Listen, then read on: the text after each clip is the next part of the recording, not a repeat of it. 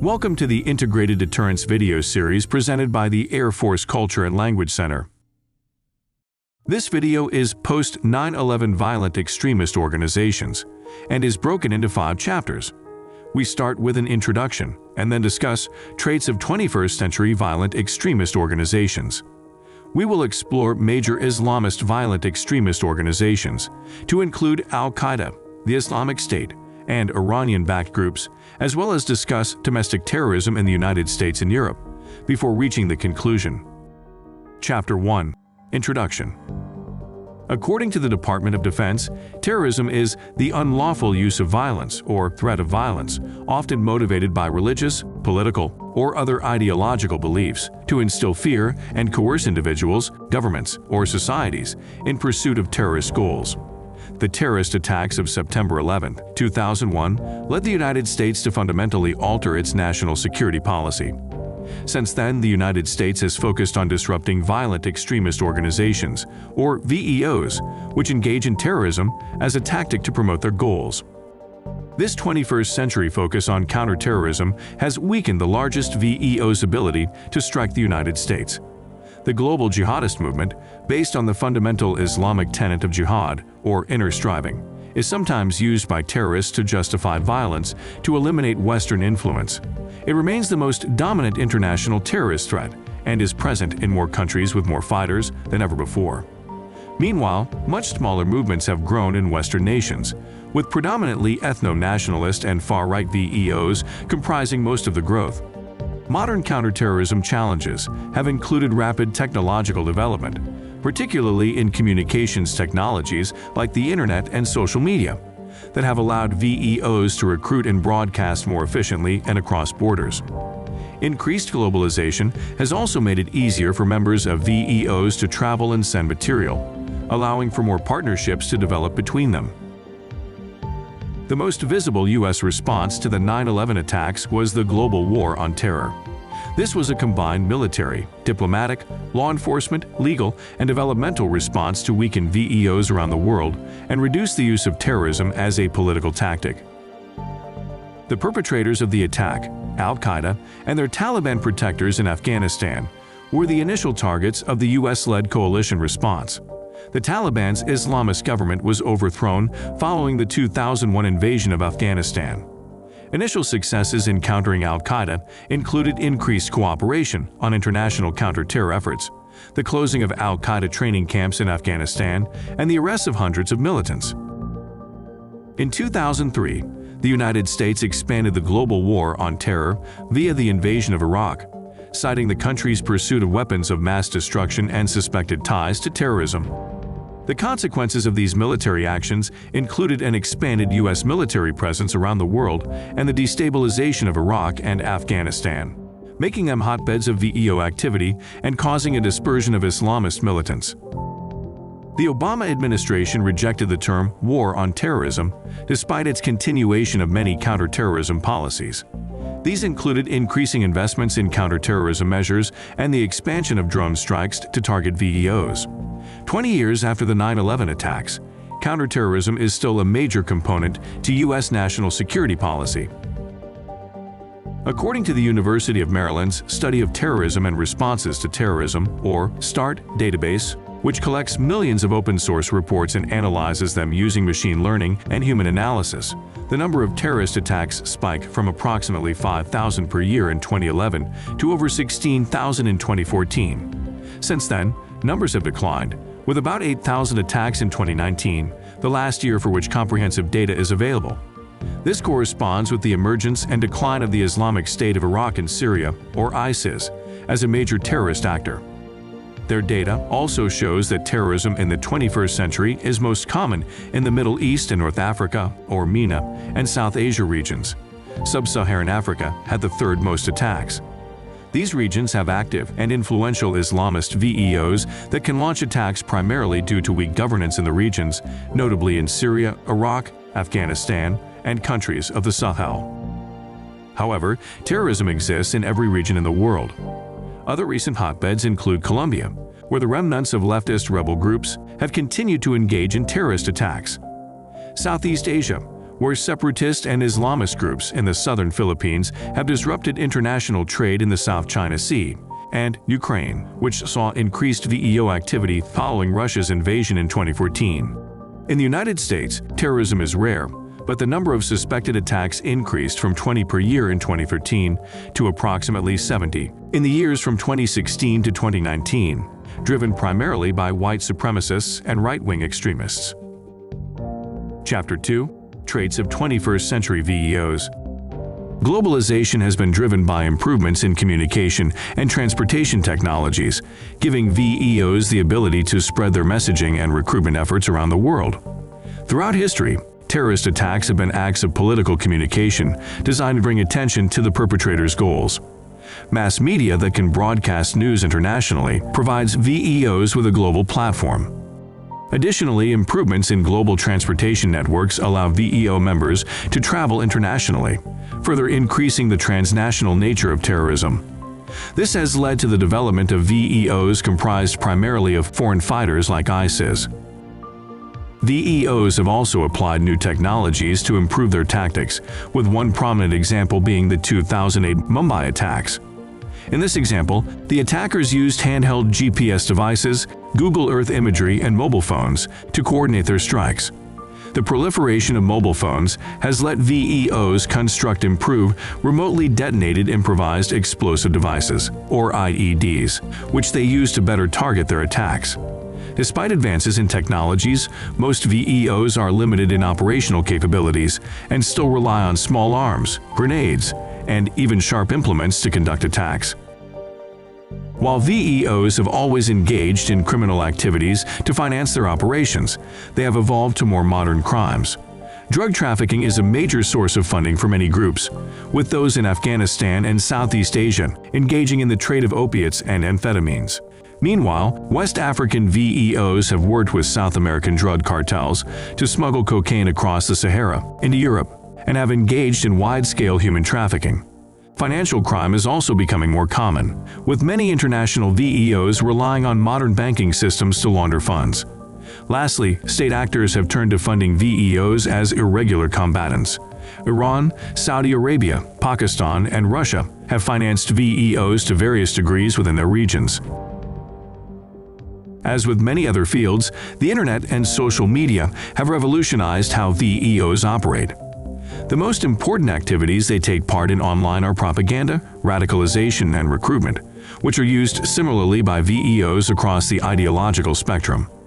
Social media has been particularly important because it allows VEOs to narrowcast or specifically target potential recruits by values, preferences, or location. Youth-centered social media has been particularly targeted due to the users' young ages.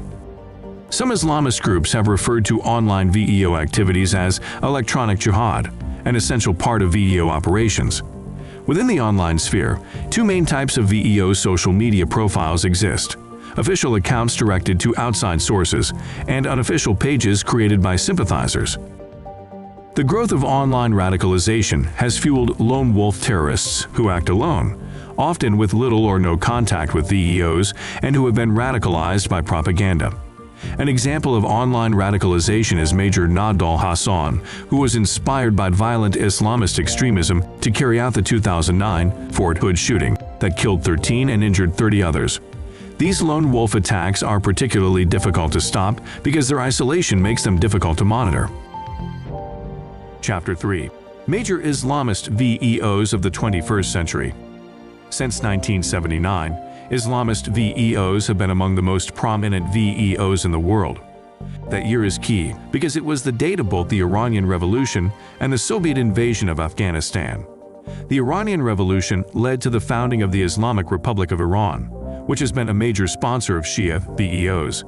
Meanwhile, the Soviet invasion of Afghanistan led to the growth of primarily Sunni anti-Soviet Islamist fighters, who developed radical ideologies and networks that were later exported to their home countries.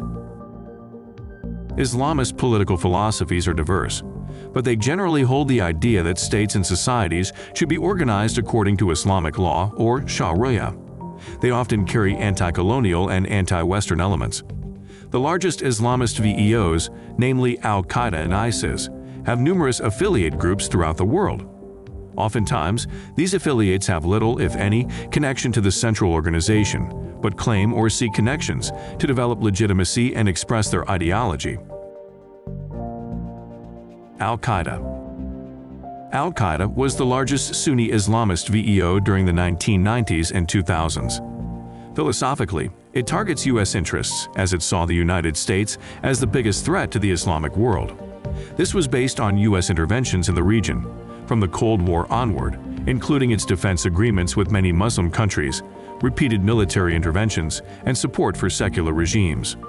Al-Qaeda emphasizes a pan-Islamic message and discourages violence against Shia Muslims, who it views as apostates unworthy of targeting. Since its origins, Al-Qaeda has had a reputation for engaging in high-visibility attacks. The organization's roots date back to the 1980s, when its founder, Osama bin Laden, a wealthy Saudi heir, lived in Afghanistan as one of the Mujahideen, the Islamist fighters engaging in combat against the Soviet Union. These forces included local Afghan fighters and a rotating cast of Islamist fighters from around the world. They were also a proxy army for the United States and received over $20 billion in U.S. aid. In 1987, Soviet troops withdrew from Afghanistan. Inspired by the Muslim victory against the secular Soviet Union, bin Laden hardened his commitment to puritanical Islamic rule. His ideology was defensive jihad, whereby violence would be the response to perceived aggression against Islamic fundamentalism. After the victory in Afghanistan, bin Laden returned home to Saudi Arabia. Following the Gulf War in 1991, bin Laden became an outspoken critic of the United States military basing in Saudi Arabia and publicly criticized the royal family. Shortly thereafter, he was exiled from the country and lived in Sudan and Afghanistan. From there, he used his tremendous personal wealth to build up Al-Qaeda affiliates throughout the Islamic world. This allowed bin Laden to export his ideology, which had evolved to see the United States as the largest enemy to the Muslim world. Perceived U.S. apathy towards the massacre of Muslims in Somalia and the Balkans and its military alliance with Saudi Arabia, which he equated to occupation of Mecca and Medina, Islam's holiest cities, were his main reasons. He also equated U.S. and Israeli actions in the Middle East as terrorism and that removing these external threats would create a more secure Middle East. In 1996, bin Laden declared jihad against the United States, claiming that it was an enemy to all Islam and that Muslims across the world needed to unify against the United States and establish a noble caliphate. The focus on the United States and its allies meant that Al-Qaeda prioritized the far war, concentrating on outside threats rather than local ones. In 1998, Al-Qaeda simultaneously bombed areas around the U.S. embassies in Nairobi, Kenya, and Dar es Salaam, Tanzania. Then, in 2000, they bombed the USS Cole while it was at port in Yemen. In both cases, Al-Qaeda engaged in the attacks as retribution for U.S. policies. Their biggest success was the 9/11 attacks of 2001, the deadliest single terrorist attack in human history. The coordinated attacks were further retribution for U.S. involvement in the Middle East and were designed to show support for new Islamist leadership throughout the world and to provoke an overreaction from the United States. Al-Qaeda was based in Afghanistan at the time and was protected by the Taliban, Afghanistan's extremist Islamist government. The U.S. response was to lead a coalition to overthrow the Taliban and destroy Al-Qaeda. The invasion of Afghanistan began in October 2001, leading to a 20-year-long military occupation. Al-Qaeda lost its governmental protection almost immediately and became a decentralized organization, with many of its leaders hiding in remote parts of Afghanistan and Pakistan. However, a potential resurgence is possible given the U.S. withdrawal and reinstatement of the Taliban in 2021. After the 2003 U.S. invasion of Iraq, Al-Qaeda built a strong organization there, going by the name Al-Qaeda in Iraq, or AQI, which was initially led by the Jordanian jihadist Abu Musab al-Zarqawi. Their earliest attacks came in 2004 and targeted Shia holy sites in Fallujah. AQI became a major force in the Iraqi civil war from 2006 to 2008, with attacks focusing on Shia militias and civilians. Sarkali was killed by a U.S. airstrike in 2006, and AQI never regained its strength. The remaining militants were severed from al-Qaeda due to their indiscriminate brutality and habit of attacking Shia targets. By 2011, many of the remnants of AQI traveled to Syria after the beginning of its civil war, establishing ISIS. One of al-Qaeda's most prominent affiliates is al-Shabaab, which is based in Somalia and operates with the goal of establishing an Islamist government there. It grew out of anti-government Islamist groups in the early 2000s and came into its current form with a coalition of young radicals and Islamists who wanted to establish Sharia law throughout the Horn of Africa. Shabaab formally organized in 2006 in response to Ethiopia's military intervention in Somalia. By 2009, al-Shabaab pledged allegiance to al-Qaeda, formalizing their alliance in 2012. Beginning in 2010, al-Shabaab began to launch attacks outside of Somalia, specifically targeting countries that contributed troops to the African Union's peacekeeping mission in Somalia, with Kenya being the primary target. This is consistent with al-Qaeda's strategy and ideology of targeting non-Muslim countries that have troops in Muslim countries. Somalia's poor governance has led to al-Shabaab maintaining control for extended periods, and it has controlled much of southern Somalia for the past decade. Since 2013, al-Shabaab has focused on local issues, becoming less of a destination for foreign fighters. In response, U.S. policy in the region has shifted to prevent Somalia from becoming a terrorist haven. To that end, it engaged in an extensive drone campaign from 2017 to 2021. Al-Qaeda's major affiliate in the Sahel is Al-Qaeda in the Islamic Maghreb, or AQIM, which grew out of Islamist groups that formed during the Algerian Civil War of the 1990s and formally joined al-Qaeda in 2006. Like other al-Qaeda affiliates, AQIM combines global jihadist elements with regionally specific connections, including claiming heritage to early Islamic forces who conquered the Maghreb and Iberia. While most al-Qaeda affiliates view the United States as their primary far enemy, AQIM sees France as its primary target because of its colonial history in Northwest Africa. AQIM is a group of Saharan jihadists who come together periodically to conduct raids and assassinations.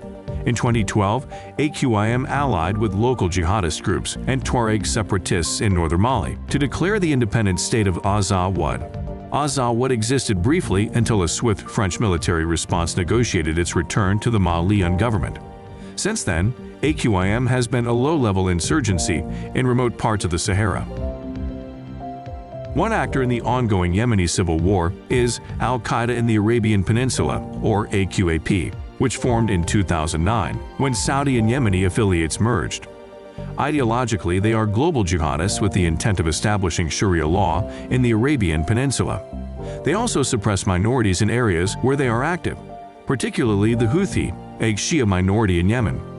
AQAP is now considered the most dangerous al-Qaeda affiliate because of its ability to simultaneously engage in local insurgencies while striking Western targets.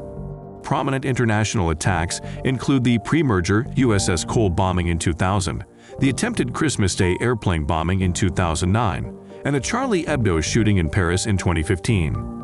AQAP has become a major player in the current Yemeni civil war, where it has exploited the war for recruitment and fundraising. AQAP has also drawn money from extensive ransom kidnapping schemes and a network of Sunni donors.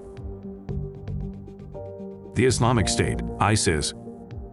Since 2013, one of the largest Islamist VEOs has been ISIS, which grew out of al-Qaeda in Iraq. During its initial founding, ISIS took over large swaths of Iraq and Syria, holding some territories until 2017. ISIS split with al-Qaeda over its expansion into Syria, its view of Shia Muslims as apostates worthy of murder, and its focus on targeting local regimes rather than just the United States and its allies. ISIS's ideological and strategic goal is to build its own government under strict Sunni interpretations of Sharia law. A state requires land, so their ideology emphasizes territorial control, and therefore focusing on local targets. Additionally, some of its tactics resemble regular warfare, as ISIS has used artillery, mass forces, and even tanks. Their governance is defined by the strict interpretation of Sharia, with mass executions, beheadings, and crucifixion. all while the government provides basic social services. With their considerable ideological, tactical, and strategic differences, ISIS has become al-Qaeda's chief rival. However, like al-Qaeda, it also operates on an affiliate model, with its affiliates known as provinces, symbolizing their role as local governments. The provinces are generally pre-existing Islamist VEOs that have partnered with ISIS as a means of accessing its support structures, financing, and branding. Examples include the Islamic State Caucasus Province and the Islamic State Sinai Province, which existed in Russia and Egypt respectively. During the Libyan Civil War, ISIS Libya maintained power along the Libyan coastline for a portion of 2016. The ISIS Central Africa Province, which originally appeared in the Democratic Republic of the Congo in 2018, has seen recent success. It was active in remote areas of Congo and Mozambique, eventually partnering with an Islamist group that took over much of the northern Cabo Delgado province in Mozambique. The most prominent ISIS affiliate is Boko Haram, which is primarily active in northern Nigeria and surrounding countries. It was originally founded in 2002 to overthrow Nigeria's government, which it saw as corrupted by Western influence, and impose Sharia law. The organization's guiding ideology is opposition to Western influence, including its education, government, and social values. The name Boko Haram itself is a nickname given to the organization by outsiders, meaning Western learning is evil in Hausa, as a means of mocking the organization's radicalism. Boko Haram began constant attacks in 2010 against the Nigerian government for the extrajudicial killing of its founder and 700 other militants. In 2013, it began a major campaign, killing over 1,200 people that year. In 2014, it conducted a high-profile mass kidnapping of 275 girls from a boarding school. This crusade of terror led to the creation of a multinational force to oppose them. In 2015, Boko Haram pledged allegiance to ISIS and became the Islamic State West Africa Province, or ISWA. Shortly thereafter, the group split again, with one group affiliated with ISIS and the other reverting to the Boko Haram name. Iranian-backed groups. Since the founding of the Islamic Republic of Iran in 1979, the country has been a state sponsor of terrorism, actively funding many Shia groups throughout the Middle East. Iran's main motivation is its rivalry with the Sunni power in Saudi Arabia over geopolitical and religious differences, though their proxies also target Israeli and U.S. interests. An example of Iranian backing of proxy powers is its support for Houthi rebels in Yemen, who are fighting against Saudi-supported groups while also drawing security resources from the United States and interrupting shipping in the Gulf of Aden and Red Sea. The Houthis have a mixed ideology, combining populism, promotion of Shia Islam, and Yemeni nationalism. Support, including funding, is usually established through the Iranian Revolutionary Guard, particularly their elite Quds force, which provides weapons, training, and money to VEOs. One of the longest-lasting VEOs supported by Iran is Hezbollah, which was founded as a Shia militia in Lebanon in the early 1980s. Hezbollah evolved into a political party, but has kept its militant wing, which serves as a VEO.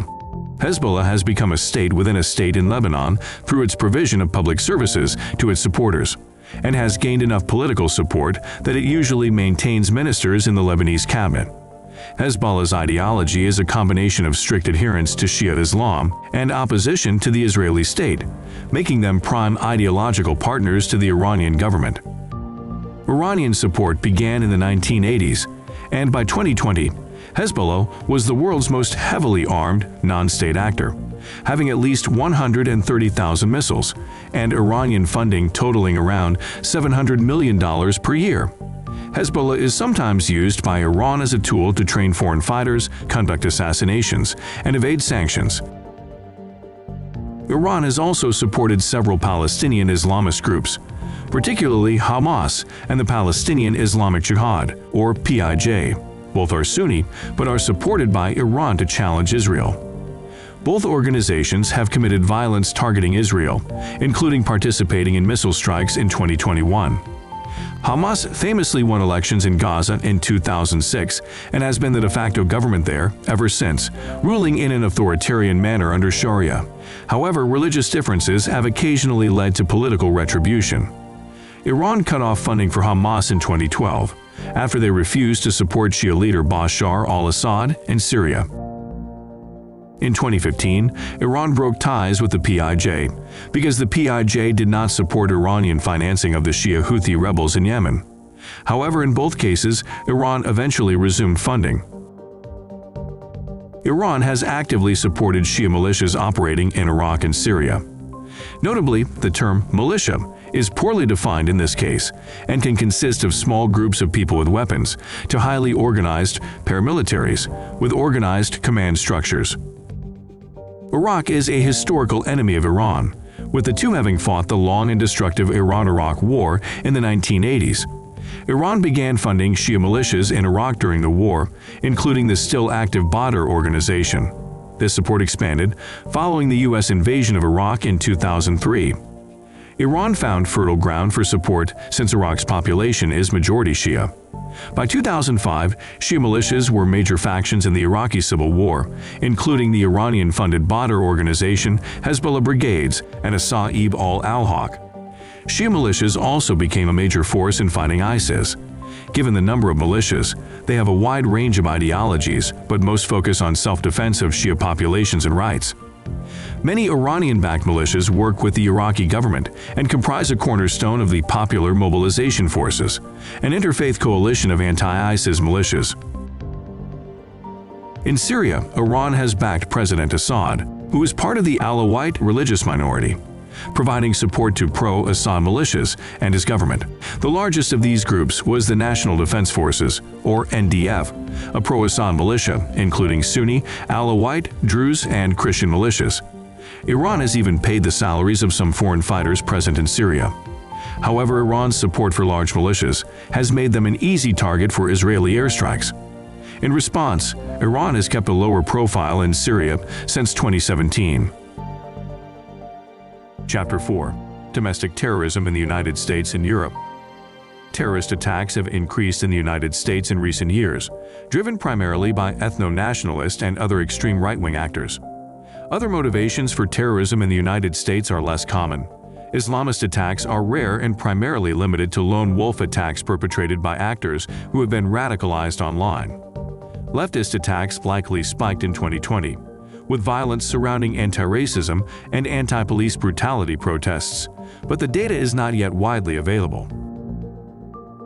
Many right-wing VEOs in the United States have origins in the militia movement, an anti-government political group that strengthened in the 1990s after perceived government overreach, particularly by the standoffs at Ruby Ridge in 1992 and Waco in 1993. They are primarily anti-government in nature, with the movement forming in the aftermath of the Vietnam War. Many soldiers returning to the United States became disillusioned by their poor treatment from both government and society. These views often combine with racist and xenophobic ideologies, and several are rooted in the Great Replacement conspiracy theory that argues Jewish-controlled Western governments are promoting immigration to make whites a minority. Many of these groups, including the Oath Keepers and the Three Percenters, recruit heavily from military veterans and law enforcement. The most prominent example of a right-wing terrorist attack was the Oklahoma City bombing carried out by Timothy McVeigh and Terry Nichols in 1995. While neither perpetrator was part of a militia, both shared anti-government and racist views typically associated with the movement. The militias themselves are typically organized in small groups with a variety of political beliefs. Many of them are influenced by white supremacy, but all are organized around preparing to fight threats from the government. Another class of right-wing VEOs in the United States are neo-fascist organizations, typically gangs or political organizations. These groups are normally young men and have an overtly white supremacist, anti-Semitic and anti-Muslim ideology, based on racist interpretations of Western history. Prominent groups of this category include the Proud Boys and the America First. A third type of domestic VEO in the United States is accelerationists. Their ideology is not on a left-right spectrum, although most accelerationists are on the far right. This group focuses on accelerating political division through violence to incite another civil war. The most visible of these groups are the Boogaloo Boys. Common targets of US-based VEOs are members of religious minorities, particularly Jews and Muslims. An example of this religion-based targeting is the 2018 Tree of Life synagogue shooting in Pittsburgh, where 11 people were killed and 6 others injured by an anti-Semitic lone wolf shooter. The growth of right-wing VEOs in the United States has not escaped the notice of counter-terror officials, with violent right-wing extremism being identified as the most significant domestic terror threat by much of the U.S. security apparatus. Europe has seen a similar growth in far-right VEOs as the European Union has experienced economic problems following the global financial crisis and increased immigration, particularly refugees of the Syrian civil war and other instability in the Middle East, Central Asia, and Africa. The parallel growth between right-wing VEOs in Europe and the United States has led groups to meet with each other and seen increased cooperation between them. They share similar ideologies and collaborate on tactics. One European group, the Azov Battalion, a neo-fascist militia fighting against the Russian occupation of Ukraine, has become a symbol of resistance among some U.S. groups. Chapter 5. Conclusion. Globally, the largest and most dangerous VEOs continue to be Islamist extremists associated with the Al-Qaeda and Islamic State networks. Both have persisted in the face of continued international opposition, primarily due to their decentralized organizations, name recognition, and social media. In the United States, these organizations pose a smaller threat than they did 20 years ago, but the country has seen a marked increase in right-wing domestic terrorist attacks over the past decade. As political and economic unrest continue both at home and abroad, we can expect to see further development in both right-wing and potentially leftist VEOs.